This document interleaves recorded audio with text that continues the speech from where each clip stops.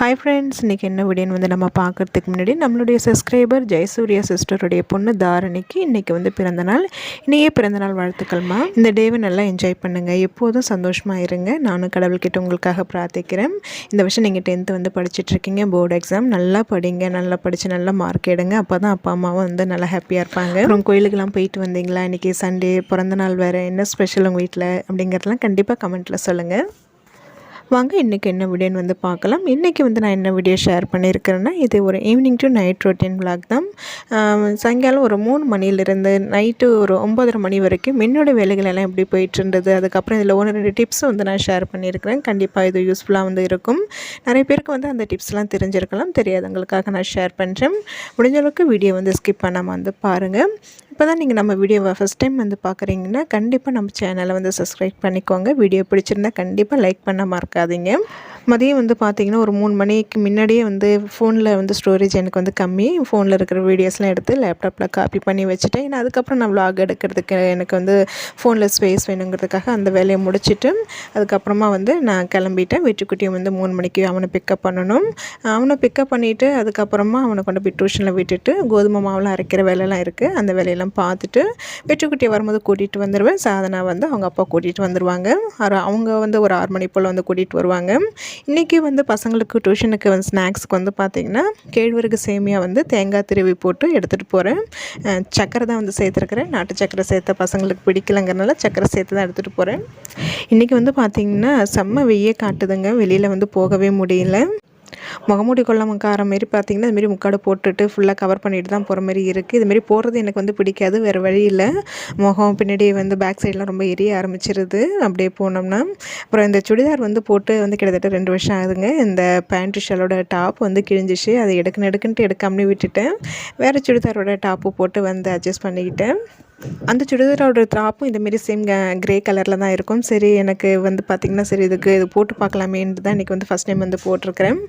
நான் வெற்றிக்குட்டியை வந்து டியூஷனில் விடுறதுக்கு முன்னாடியே வந்து நான் மிஷினில் வந்து கோதுமை அரைக்க கொடுத்துட்டு தான் வந்து போனேன். அதுக்கப்புறம் கரெக்டாக 1 ஹவர் அவனுக்கு டியூஷன் முடிஞ்சு சாதனாவும் அவங்களையும் கொண்டு வந்து டியூஷனில் விட்டுட்டு வரும்போது அரைச்ச கோதுமையும் எடுத்துகிட்டு வீட்டுக்கு வந்துட்டேன்.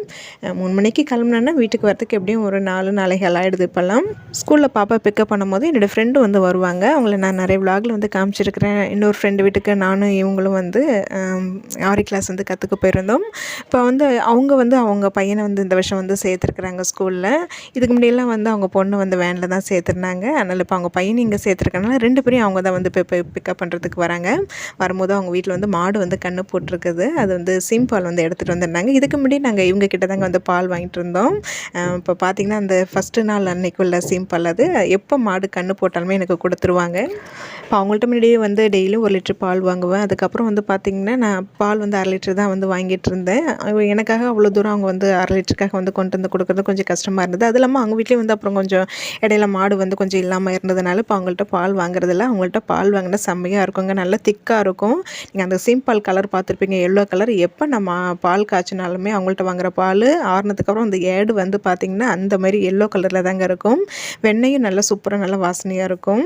இப்போ ஒரு மாடு தான் வச்சுருக்குறாங்க, அதனால் பால் வந்து அவங்கள்ட்ட வந்து இருக்காது. பார்த்திங்கன்னா வாங்கிட்டு வந்ததை எடுத்துகிட்டு வந்து ஃப்ரிட்ஜில் வச்சுட்டு சாதனா டியூஷன்லேருந்து வரதுக்கு முன்னாடி அதுக்கப்புறமா அதில் வந்து பால் வந்து சுண்டி கொடுத்துக்கலான்ட்டு ஃப்ரிட்ஜில் வச்சுட்டேன். வீட்டுக்கு வந்ததுமே அரைச்சிட்டு வந்த கோதுமையை வந்து நான் ஆற வச்சுட்டு அதுக்கப்புறமா கொஞ்ச நேரம் ரெஸ்ட் எடுத்துகிட்டு திருப்பி என்னோடய வேலைகள் வந்து செய்ய ஸ்டார்ட் பண்ணிவிட்டேன். பார்த்திங்கன்னா சிங்க்லேயும் பாத்திரம் சேர ஆரம்பிச்சிச்சு. பசங்களுடைய லஞ்ச் பாக்ஸு, மதியம் சாப்பிட்டது, டீ போட்ட பாத்திரம் நிறைய இருக்குது. காலையில் ஒரு 11 மணிக்கு இட்லிக்கும் நைட்டு டிஃபனுக்கு வந்து இன்றைக்கி அடைக்கி தான் வந்து ஊற வச்சுருக்கேன். அதில் வந்து கடலைப்பருப்பு, ரேஷன் துவரம் பருப்பு, கருப்பு உளுந்து, பச்சை பயிறு, இட்லி அரிசி இது எல்லாமே சேர்த்து தான் ஊற வச்சுருக்கிறேன். ஃபஸ்ட்டு இப்போ என்ன பண்ணிகிட்ருக்கேன்னு பார்த்திங்கன்னா ஒரு பாத்திரத்தில் வந்து தண்ணி வந்து கொஞ்சம் கை பொறுக்கிற அளவுக்கு சூடு பண்ணி வச்சுருக்கிறேன். அதில் வந்து பார்த்திங்கன்னா இந்த பாட்டிலெல்லாம் ஸ்டிக்கர் ஒட்டியிருக்கும் இல்லைங்களா, அதெல்லாம் வந்து சில சமயம் வந்து எடுக்க முடியாது, ரொம்ப கஷ்டமாக இருக்கும். அது இதுமாரி கொஞ்சம் சூடான தண்ணியில் கொஞ்சம் நேரம் வந்து ஊற வச்சுட்டு அதுக்கப்புறமா நீங்கள் அந்த பேப்பரை எடுத்திங்கன்னா ரொம்ப ஈஸியாக வரும். அது இந்த பாட்டில் வந்து நான் ஊர்லேருந்து எடுத்துகிட்டு வந்தேன் அம்மா வீட்டிலேருந்து. அம்மா வீட்டில் இப்போ பாட்டில்லாம் எதுவும் யூஸ் பண்ணுறது கிடையாது, நான் யூஸ் பண்ணிக்கிறேன்னு சொல்லிட்டு எடுத்துகிட்டு வந்துட்டேன். அது வந்து பார்த்திங்கன்னா அந்த பேப்பர்லாம் எடுக்காமலே இருந்து சரி பார்க்க அசிங்கமாக இருக்கிறனால சரி அதை க்ளீன் பண்ணிடலான்னு சொல்லிட்டு தான் அதை அடுப்பில் வச்சுருக்கிறேன். மாவு அரைக்கிற வேலையை பார்த்துக்கிட்டே கடகடன்னு மற்ற வேலைகளை வந்து செஞ்சிட போகிறேன். பார்த்திங்கன்னா அந்த பால் வந்து அடுப்பில் வச்சு விட்டுருக்கிறேன். அது கொஞ்சம் நல்லா சுண்டி வரும்போது கடைசியாக சக்கரை போட்டு இறக்கிக்க வேண்டியதான், அவ்வளோதான். வேணும்னா அதில் வந்து ஏலக்காய் தூள் வேணும்னா சேர்த்துக்கலாம், வேண்டாம்னா வந்து ஸ்கிப் பண்ணிக்கலாம். நான் எப்போதுமே ஃபஸ்ட்டு வந்து உளுந்து தாங்க வந்து போடுவேன். உளுந்தை வந்து போட்டு விட்டுட்டு அதுக்கப்புறமா மற்ற வேலைகள் வந்து பண்ணிகிட்ருந்தேன். அந்த பாட்டில் வந்து 2 பாட்டில் இருந்தது. அதில் வந்து பார்த்திங்கன்னா சின்ன பாத்திரத்தில் வச்சதுனால ஃபஸ்ட்டு ஒன்று ஊற வச்சுருக்கிறேன். அதை க்ளீன் பண்ணிவிட்டு இன்னொன்று க்ளீன் பண்ணுறதுக்குள்ளே இன்னொன்று அதில் வந்து ஊற வச்சிட போகிறேன். அது ஊறிடுச்சுன்னா வந்து நம்ம அந்த நைஃபால் வந்து எடுக்கிறதுக்கு கொஞ்சம் ஈஸியாக இருக்கும். அந்த கம்மு மட்டும்தான் கொஞ்சம் லைட்டாக ஒட்டிகிட்டு இருக்கிற மாதிரி இருக்கும். அது திருப்பி வந்து அந்த தண்ணியில் கொஞ்சம் நேரம் ஊற வச்சுருந்தோம்னா அதுக்கப்புறம் நம்ம ஸ்க்ரப்பு போட்டு வந்து கழுவினோம்னா ஈஸியாக நல்லா பளிச்சுன்னு வந்துடும். அப்புறம் ஒரு சிஸ்டர் கூட வந்து கமெண்ட் பண்ணியிருந்தாங்க, இந்த ஆயில் பாட்டில்லாம் வந்து எப்படி வந்து க்ளீன் பண்ணுறது டிப் வந்து சொல்லுங்கன்னு சொல்லியிருந்தீங்க. சேம் இதே மாடல் தான். இப்போ நான் வெறும் தண்ணியில் தான் இந்த பாட்டில்லாம் வந்து ஊற வச்சுருக்கிறேன். இப்போ அதே ஆயில் ஸ்டோர் பண்ணி வச்சுருக்கிற பாட்டிலில் கொஞ்சம் பிசு பிசுன்னு இருக்கும். அதுக்கு வந்து அந்த சுடு தண்ணியில் கொஞ்சமாக வந்து பேக்கிங் சோடாவும் லெமன் இருந்தால் லெமன் சேர்த்துக்கோங்க. அப்படி இல்லைன்னா அதுக்கு பதிலாக வினிகர் வந்து சேர்த்துக்கோங்க. சேர்த்துட்டு அது கூட நம்ம பாத்திரம் விளக்கிறதுக்கு என்ன லிக்விடோ சோப்போ யூஸ் பண்ணுறோமோ அதுவும் கொஞ்சமாக வந்து சேர்த்துட்டு அந்த பாட்டில் வந்து கொஞ்சம் நேரம் ஊற வச்சுட்டு அதுக்கப்புறமா வாஷ் பண்ணி பாருங்கள். நல்லா பளிச்சுன்னு இருக்கும். அந்த பிசு பிசுப்பு வந்து இல்லாமலே இருக்கும். இந்த சிம்பிளாக வந்து பார்த்திங்கன்னா சில பேர் வந்து குக்கரில் வேக வச்சு கேக் மாதிரி வந்து சாப்பிடுவாங்க. எனக்கு அதோட இதேமாரி பாத்திரத்தில் நல்லா சுண்டை வச்சு சக்கரை போட்டு சாப்பிட்றதுக்கு தான் எனக்கு ரொம்ப பிடிக்கும். அது கடைசியாக செஞ்சது வந்து வீடியோ வந்து எடுக்கலை, நான் அவசரத்தில் அதை எடுக்காமல் விட்டுட்டேன். இந்த பாட்டிலையும் வந்து நான் க்ளீன் பண்ணிவிட்டேன். க்ளீன் பண்ணதுக்கப்புறம் எவ்வளோ நல்லா பளிச்சுன்னு இருக்குன்னு பாருங்கள். இதுவுமே வந்து நல்லா காய வச்சுட்டு இதுக்கப்புறம் இதில் வந்து ஹார்லிக்ஸும் பூஸ்ட்டும் வந்து ஸ்டோர் பண்ணி வைக்கிறதுக்காக தான் இந்த பாட்டில் வந்து இப்போ நான் க்ளீன் பண்ணினேன். அப்புறம் இன்னொரு டிப்ஸ் நிறைய பேருக்கு வந்து தெரிஞ்சிருக்க வாய்ப்பு இருக்குது, தெரியாதவங்களுக்காக தான் வந்து சொல்கிறேன். எப்போதுமே உளுந்து மாவு வந்து அரைக்கும் போது அது நல்லா பூத்துட்டு வரதுக்கு வந்து நார்மல் தண்ணி ஊற்றி அரைக்கிறதோட ஐஸ் க்யூபு இல்லை ஐஸ் வாட்டரை வந்து சேர்த்து அரைச்சி பாருங்கள், நல்லா பூத்துட்டு வரும். ஐஸ் க்யூப்பு வந்து டைரெக்டாக சேர்க்காமல் இந்தமாரி கொஞ்சம் தண்ணியில் வந்து சேர்த்துட்டு அதுக்கப்புறமா நீங்கள் அதில் மாவில் வந்து சேர்த்துக்குவாங்க. இட்லிக்கு வந்து பார்த்திங்கன்னா கொஞ்சம் கம்மியாக தான் வந்து ஊற வச்சுருக்கிறேன். கம்மியாக ஊற வைக்கிற அன்றைக்கெலாம் அரிசி தனியாக உளுந்து தனியாக அரைக்கிறது கிடையாது, ரெண்டுமே ஒன்றா சேர்த்து அரைச்சிக்கிறது. ஃபஸ்ட்டு உளுந்து சேர்த்து அது ஒரு 70% மாவு அரைச்சதுக்கப்புறமா அதுக்கப்புறம் வந்து அரிசியும் வந்து அது கூட சேர்த்து கடைசி உப்பும் சேர்த்து நல்லா அரைச்சிட்டு வழித்து கரைச்சி வச்சுருவேன். அவ்வளோதான். எனக்கு கொஞ்சம் வேலை சீக்கிரம் முடியணுன்றதுக்காக நான் அப்படி பண்ணுறேன். இதுக்கு முன்னாடியில் அதுமாரி என்ன பண்ணினதில்லை. சரி ஒரு வாட்டி செஞ்சு பார்ப்போமே இட்லி எப்படி வருதுன்னு பார்த்துட்டு அதுக்கப்புறம் இதுமாரி கண்டினியூ பண்ணலாம் தான் அதுமாரி செய்ய ஸ்டார்ட் பண்ணேன். நார்மலாக நம்ம எப்படி வந்து அரிசி தனியாக உளுந்து தனியாக அரைச்சி மாவு கரைச்சி வச்சதுக்கப்புறம் இட்லி சுட்டால் எப்படி இந்த அளவுக்கு சாஃப்டாக வருமோ அதேமாரி தான் நல்லா தான் இட்லி வந்தது. பார்த்திங்கன்னா நான் வந்து கிரைண்டரில் வந்து அரிசியை வந்து போட்டு விட்டுட்டு அதுக்கப்புறமா வந்து இந்த கோதுமை மாவு வந்து நல்லா ஆறிருந்தது. அது கையோடவே வந்து சலிச்சிட்டு எடுத்து வச்சிடலான்ட்டு தான் அந்த வேலையை வந்து பார்த்துட்ருந்தேன்.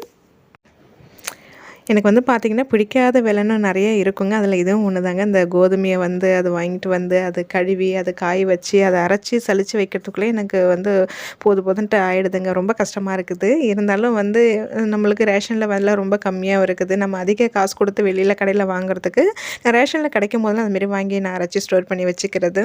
கோதுமை மாவு ஸ்டோர் பண்ணி வைக்கும் போது அதில் வந்து கொஞ்சமாக வந்து சால்ட்டும் அதுக்கப்புறம் இந்த பிரியாணி இலையெல்லாம் இருக்குது இல்லைங்களா, அதில் வந்து சேர்ந்து கலந்துட்டு நீங்கள் வந்து ஸ்டோர் பண்ணுங்கள். அதுபோல் பண்ணும்போது வந்து பார்த்திங்கன்னா கோதுமை மாவில் வந்து அந்த வண்டு புழுலாம் வந்து வைக்காமல் இருக்கும்.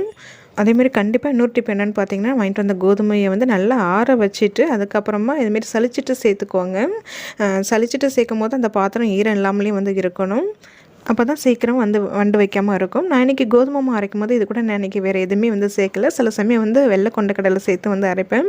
இன்றைக்கி வெறும் கோதுமை மட்டும் தான் அரைச்சிட்டு வந்திருக்கிறேன். அது சலித்து வச்சுட்டு அதுக்கப்புறமா வந்து பார்த்திங்கன்னா இடையில கரண்ட்டும் போயிட்டு வந்துட்டு இருந்ததுங்க. மழை வர மாதிரியே வந்து இருக்குதுங்கிறனால கரண்ட்டும் போயிட்டு வந்து தான் இருந்தது. மாவு நான் அரைச்ச பாடு இல்லை, இன்னும் கிரைண்டரில் ஓட்டிகிட்டு தான் இருக்குது. சரி சும்மா தானே இருக்கிறேன்னு சொல்லிவிட்டு நேற்று வாங்கின கீரையை வந்து அதை கட் பண்ணி க்ளீன் பண்ணி வச்சுட்டேன். அந்த வேலையை முடிச்சதுக்கப்புறமா அது பார்த்திங்கன்னா மாவும் வந்து மஞ்சிருச்சு. இதை வந்து வழிக்கணும். மற்ற காய்கறிகள்லாம் இல்லாமல் இருந்தது. வெங்காயம்லாம் கொஞ்சம் கம்மியாக தான் இருந்தது. அப்புறம் அவங்க சாதனாப்பா வாங்கிட்டு வந்ததுக்கப்புறமா அடைக்கு தேவையானது சட்னிக்கு தேவையானது எல்லாமே வந்து ரெடி பண்ணி வச்சுருக்கிறேன். இன்றைக்கி வந்து காய்கறிகள்லாம் வந்து பார்த்திங்கன்னா என்னென்ன வாங்கிட்டு வந்திருக்காங்கன்னா கேரட்டு, பீன்ஸு.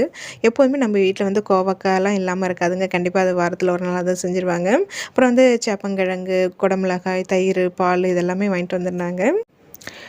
காய் ரேட்லாம் வந்து ரொம்ப ஜாஸ்தியாகிடுச்சு. பார்த்திங்கன்னா இந்த 20 ரூபா காய் தான் இதெல்லாம். அதிலே வந்து கம்மியாக தான் வந்து இருக்குது. இதெல்லாமே எடுத்து ஃப்ரிட்ஜில் வைக்கணும். இதுமாரி காய் வாங்கிட்டு வர இந்த கேரி பேக்கில் வந்து தூக்கி போட்டுற மாட்டாங்க. இதெல்லாம் டஸ்ட்பினுக்கு வந்து யூஸ் பண்ணிக்கிறது. இதுமாரி கவர்லாம் வந்து நிறைய வந்து சேருதுங்க. அதனால் வந்து டஸ்ட்பினுக்குன்னு வாங்கின கவர் வந்து ரொம்ப எனக்கு செலவாகாது. ஒரு தடவை வாங்கினேன்னா குறைஞ்சது ஒரு 3 மாதமாவது அதை வச்சுருந்து யூஸ் பண்ணுவேன். பார்த்திங்கன்னா அது வந்து கரண்ட்டு போயிட போகுதுன்னு சொல்லிட்டு அடைக்கு மாவு வந்து கையோட வந்து அரைச்சி வச்சுட்டேன். அடைலாம் தோசை, கோதுமை தோசை, ரவா தோசைலாம் சுடுற மாரி இருந்தேன்னா கண்டிப்பாக 2 தோசைக்கல் வச்சு யூஸ் பண்ணிப்பேங்க. நார்மலாக 2 கல் தோசை வச்சு நீங்கள் தோசைக்கல் வச்சு தோசை ஊற்றுனீங்கன்னா வேலை கொஞ்சம் சீக்கிரமாக வந்து முடியும். நான் வந்து பார்த்திங்கன்னா ஒரு கல் ரெகுலராக போய் யூஸ் பண்ணிகிட்ருக்கேன். இன்னொரு கல்லில் சப்பாத்தியும் அதில் தான் போடுவேன், தோசையும் அதில் ஊற்றிக்கிறது. அதுக்கு தகுந்த மாதிரி அந்த தோசைக்கல் வந்து பழகிக்கிறது. இப்போ நான் இன்றைக்கி சப்பாத்தி போட்டேன்னா அடுத்த நாள் அதே கல்லில் தோசை ஊற்றினா வராது. அதுக்கு என்ன பண்ணுவேன்னா இப்போ இந்த கோவக்காய் அதுக்கப்புறம் உருளைக்கிழங்கு உருளைக்கிழங்குலாம் வறுவல் பண்ணுற மாரி இருந்ததுன்னா தோசைக்கல்ல போட்டு வறுத்து எடுத்துப்பேன். அதுக்கப்புறம் அடுத்த நாள் அதில் தோசை ஊற்றும்போது சூப்பராக நல்லா வரும், ஒட்டாமலே வரும். சப்பாத்தி போடுற அன்றைக்கி அடுத்த நாள் வந்து அந்த தோசைக்கல் ஏதாவது வறுவல் பண்ணுற மாதிரி நான் எதாவது பிளான் பண்ணிப்பாங்க. மாவு அரைச்சி முடிச்சாச்சு. நான் வந்து வழித்து வைக்கல, கிரைண்டரில் அப்படியே தான் இருக்குது. உரப்பட ஊற்றிக்கிட்டே வந்து பார்த்திங்கன்னா விளக்கி வச்சுருக்கிற அந்த பாத்திரத்தை எல்லாமே வந்து இந்த டிஃபன் பாக்ஸ் எல்லாமே எப்போவுமே கவுண்டர் டாப்பில் கவுத்து வச்சுருவேன், கொஞ்சம் காயிட்டுன்னு சொல்லிட்டு அந்த வேலையை வந்து பண்ணிட்டு தான் இருந்தேன். மேக்ஸிமம் ஒரு வேலை செய்கிற கேப்பில் மற்ற வேலைகளும் வந்து செஞ்சிட்ருப்பேன். இதேமாரி பண்ணுறதுனால தான் எனக்கு வந்து கிச்சன் வேலைகள் கொஞ்சம் ஈஸியாக வந்து முடியும். அந்த டைமில் வந்து அந்த கவுண்டர் டாப் கேஸ் ஸ்டவ் கொஞ்சம் கண்ணாப்புண்ணான்னு இருந்தாலுமே ஃபைனலாக எல்லா வேலையும் கம்ப்ளீட்டாக முடிச்சுட்டு க்ளீனாக வச்சுட்டுருவேன். சாப்பிட்டதுக்கப்புறமா மீதி சேர்ந்துருந்த பாத்திரம், மாவு வச்ச அந்த கிரைண்டர் பாத்திரம் எல்லாமே வந்து விளக்கி வச்சாச்சு. கடைசியாக வந்து பார்த்திங்கன்னா பாலும் காய்ச்சி வச்சுருக்கிறேன். சாதனா குட்டி வந்து இப்போ ரெகுலராக நைட்டில் வந்து பால் குடிக்க ஆரம்பிச்சிட்டேன். அதில் வந்து பாலில் வெறும் பாலை குடிக்காமல் அதில் 2 டேட்ஸ் 2 இல்லை 3 வந்து அதில் பாலில் போட்டு கொஞ்சம் நேரம் கொதிக்க விட்டுட்டு அது வந்து சாப்பிட்டுட்டு அது அந்த பால் குடிச்சிக்கிறேன். இதுமாரி குடிக்கும்போது உடம்புக்கும் ரொம்ப ஹெல்த்தியானதும் கூட. இதில் வேணும்னா பூண்டு பல் கூட வந்து சேர்த்துக்கலாங்க. பூண்டு பல்லும் சேர்த்து பால் கூடவே சேர்த்து வேக வச்சு அதையும் வந்து குடிக்கலாம். ரொம்ப ரொம்ப நல்லது அதெல்லாம். அப்புறம் இதில் இன்னொரு டிப் வந்து பார்த்திங்கன்னா, இப்போ எனக்கு அடுத்த நாள் வந்து காலையில் சமையல் வேலை கொஞ்சம் அதிகமாக இருக்குது, எக்ஸ்ட்ரா நிறைய செய்கிற மாரி இருந்ததுன்னா அன்றைக்கி அதுக்கு தேவையான வேலைகளை நான் முதல் நாளே வந்து ஓரளவு செஞ்சு வச்சுருவேன். அதாவது ரெடி பண்ணி வச்சுருவேன். நாளைக்கு காலையில் என்ன சமையலுங்கிறது முதல்ல பிளான் பண்ணிப்பேன். நாளைக்கு வந்து பார்த்திங்கன்னா, இப்போ மாவு அரைச்சிருக்கனால கண்டிப்பாக இட்லி சுட்டு சாம்பார் வைப்பேன். அதுக்கப்புறம் வந்து சாப்பாட்டுக்கு வந்து பார்த்திங்கன்னா, இப்போ கீரை கட் பண்ணி வச்சுருக்கிறேன். கீரை பொரியலும் அதோட தண்டு வந்து போட்டு கூட்டு வைக்க போகிறேன். நாளைக்கு சமையல் வேலை கொஞ்சம் அதிகமாக இருக்கும். அதனால் காலையில் ஏஞ்சி வந்து பரபரப்பாக அவசர அவசரமாக டென்ஷனாக செய்கிற மாதிரி இருக்கும். அந்த டென்ஷன் இல்லாமல் இருக்கிறதுக்காக தான் வந்து அந்த சமையலுக்கு தேவையானது எல்லாமே ஓரளவு வந்து நான் ரெடியாக கவுண்டர் டாப்பில் எடுத்து வச்சுருவேன். இது பார்த்திங்கன்னா சாம்பாருக்கும் கூட்டுக்கும் சேர்த்தே தான் ஒன்றே பருப்பு வேக வச்சிட போகிறேன். அதுக்கு தகுந்த மாதிரி பருப்பு எடுத்து வச்சுருக்கிறேன். குக்கரில் வேக வைக்க போகிறதுனால குக்கரில் எடுத்து வச்சுட்டு அதுக்கு இன்னொரு பாத்திரத்தை எடுத்து வச்சுக்கிட்டு அப்புறம் அதையும் விளக்குற மாதிரி இருக்கும். பாத்திரம் ரொம்ப சேர ஆரம்பிச்சிடும். அதேமாரி வந்து சாப்பாடு கம்மியாக தான் வடிக்க போகிறேன். எனக்கும் சாதனா அப்பாவுக்கு மட்டும்தான். நான் இதுமாரி இட்லி சுட்டு சாம்பார் வைக்கிற அன்றைக்கி பசங்க வந்து அன்றைக்கி லஞ்சுக்கு வந்து இட்லி சாம்பார் தான் எடுத்துகிட்டு போவாங்க. அதனால் சாதத்துக்கு அரிசி கம்மியாக தான் எடுத்து வச்சுருக்கிறேன். அதுவும் அந்த பாத்திரம் வந்து பார்த்திங்கன்னா, நான் சாப்பாடு எந்த பாத்திரத்தில் வடிக்க போகிறோன்னோ அந்த பாத்திரத்தில் தான் நான் அந்த அரிசியை வந்து எடுத்து வச்சுருக்கிறேன். அதுமாரி வந்து இந்த பசங்களோட லஞ்ச் பாக்ஸ், அவங்களுடைய லஞ்ச் பாக்ஸ் எல்லாமே கழுவி கவுண்டர் டாப்பில் வச்சுருவேன். இது லைட்டாக தண்ணி வடிஞ்சு லைட்டாக காய்ஞ்சதுக்கப்புறமா திருப்பி வந்து மூடி எடுத்து வச்சுருவேன். இல்லைன்னா கற்பாம்பூச்சி வர ஆரம்பிச்சிடும். இதுமாரி எடுத்து ரெடியாக கவுண்டர் டாப்பில் முன்னாடி எடுத்து வச்சுட்டோம்னா காலையில் இதை காணும் அதை காணும்னு நம்ம டென்ஷனாக வந்து தேடிட்டுருக்க அவசியம் இல்லை. டக்குன்னு எடுத்து பசங்களுக்கு லஞ்ச் பேக் பண்ணி கொடுத்து அனுப்பிச்சிடலாம்.